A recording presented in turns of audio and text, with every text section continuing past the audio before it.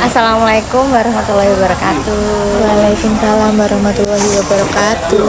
Nah, perkenalkan, aku Listia, mahasiswa Fakultas Psikologi Universitas Ahmad Dahlan tahun 2022. Nah, sekarang ini aku lagi praktikum observasi dan wawancara.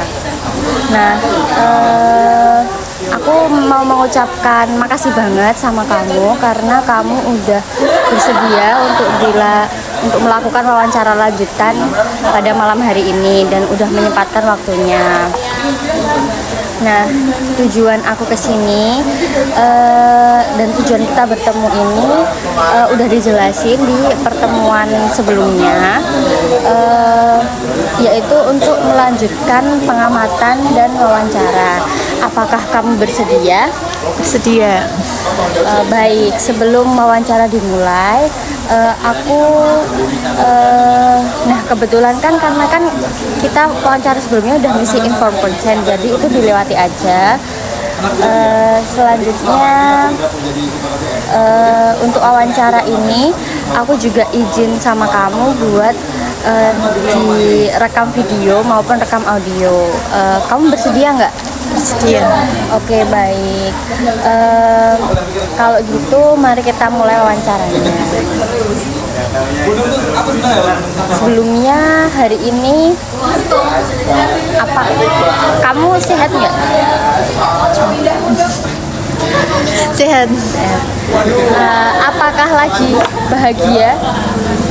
Netral. Biasa aja. Nah, yang pertama, Kita ini lah. kira-kira kamu dapetin dukungan nggak kalau kamu lagi berada di situasi yang sulit gitu? Kadang-kadang dapat, kadang-kadang enggak. Kadang-kadang dapat, kadang-kadang enggak.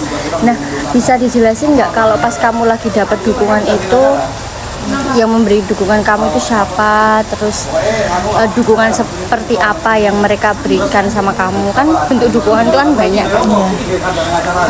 Kalau dapet itu tergantung. Kalau pas masa sulit itu tuh aku cerita nggak ke orang lain.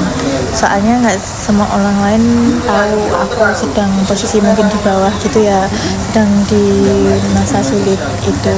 Jadi kalau orang itu kalau nggak aku cerita jadi nggak tahu gitu loh. Kan sedangkan saya itu orangnya kadang suka bercerita, kadang juga enggak, tapi kelebihannya enggak. Jadi kalau cerita ya dapat dukungan seperti curhat-curhat gitu dapat dukungan dari teman terdekat kayak gitu. Terus biasanya waktu kamu dalam situasi sulit itu, kamu menceritakan ke orang lain nggak? Enggak selalu. Jadi tergantung apa yang saya hadapin, saya butuh cerita atau enggak, itu baru bisa cerita gitu. Enggak semua masa sulitku aku ceritain ke orang lain gitu. Itu kan tadi kan kamu kan bilang kalau dapat dukungan kadang dari temen gitu. Nah, kalau dari keluarga sendiri gimana? Kalau dari keluarga kan, kalau masa sulit itu kadang ada kalanya kadang di support, kadang juga enggak gitu. Terus selanjutnya, nah, kan kalau di keluarga itu pasti ada kalanya berdiskusi atau apa gitu ya. Nah, kira-kira menurut kamu ini pernah terlibat enggak dalam pengambilan keputusan di lingkungan keluargamu?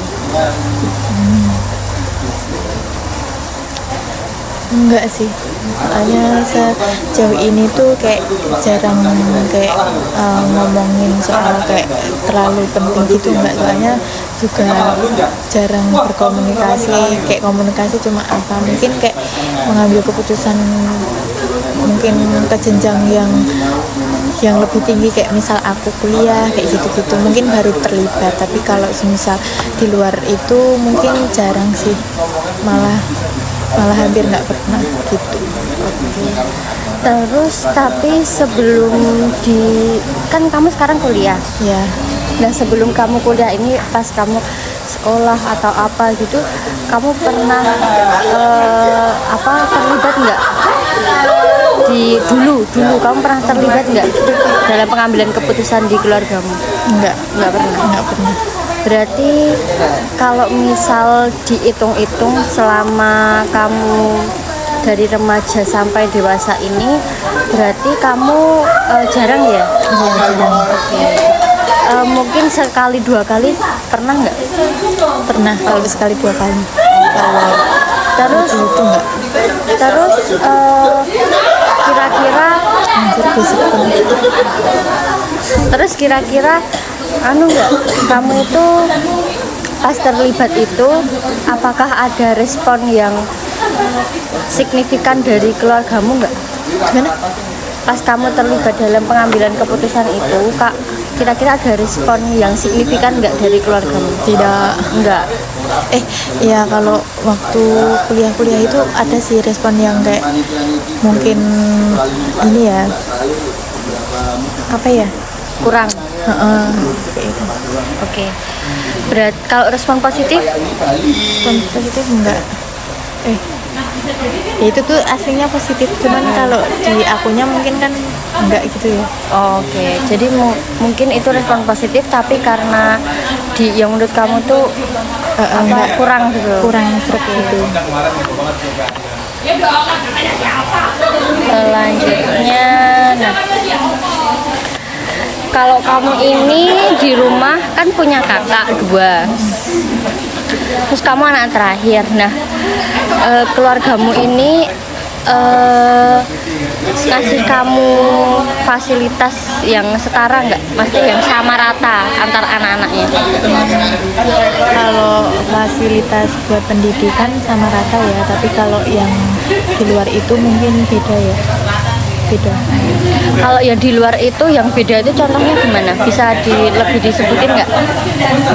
Seperti fasilitas kayak kalau pendidikan kan kayak sekolah ya, Sekolah, kuliah. ya kuliah, bayarin kuliah. Tapi kalau di luar itu kayak misal motor, handphone gitu agak beda sih. Apa fasilitas yang lain itu agak beda. Bisa disebutin nggak agak bedanya tuh gimana? Misal Ya misal kakak-kakakku yang kakak-kakakku dulu sering kayak ya ini dibeliin ini baru, sedangkan aku tuh kayak yang nggak dapet yang baru tentang kelas kayak gitu.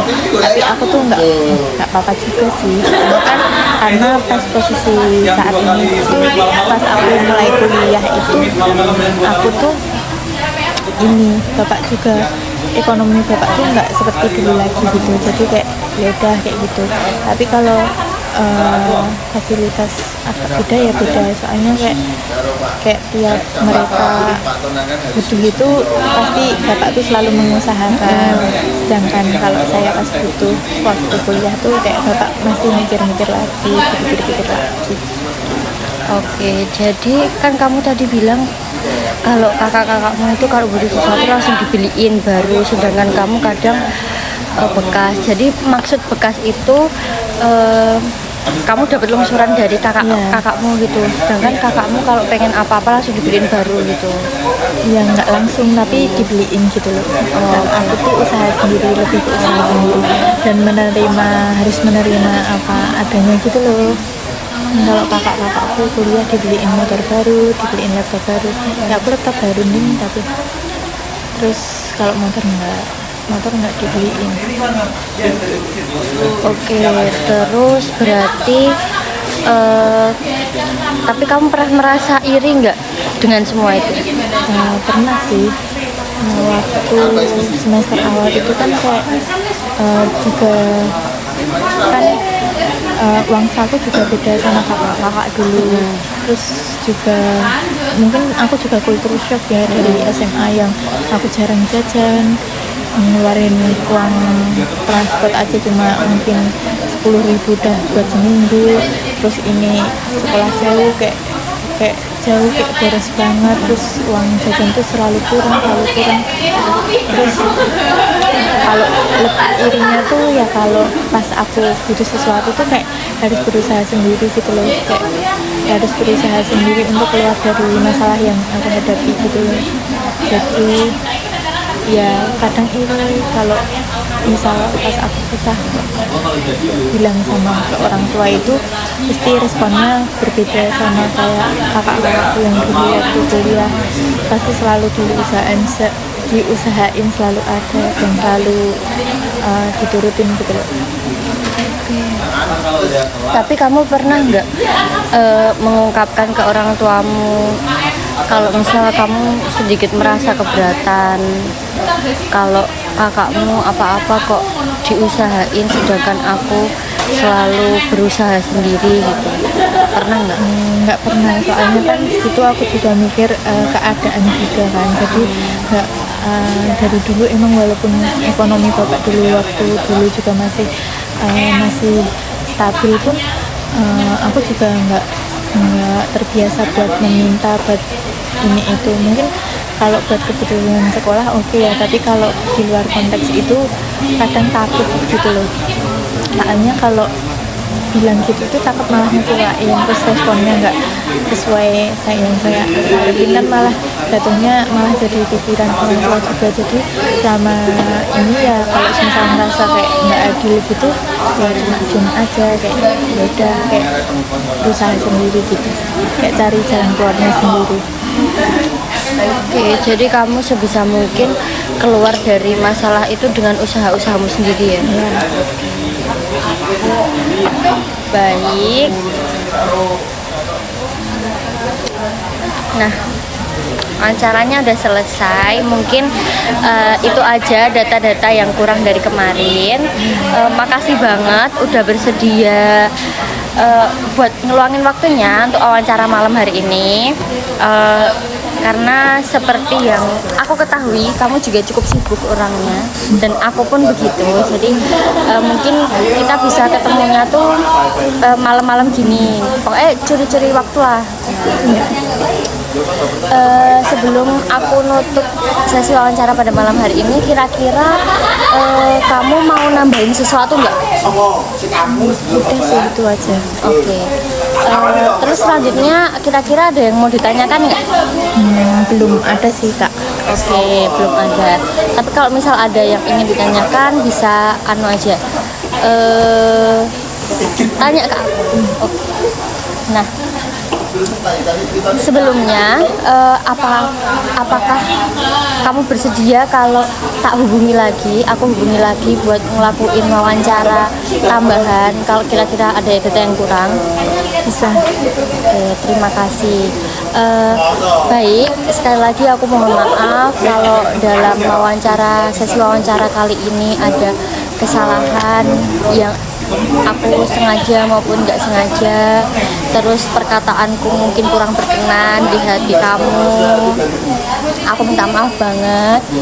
Terus selanjutnya terima kasih atas waktunya pada malam hari ini. Wassalamualaikum warahmatullahi wabarakatuh. Waalaikumsalam warahmatullahi wabarakatuh.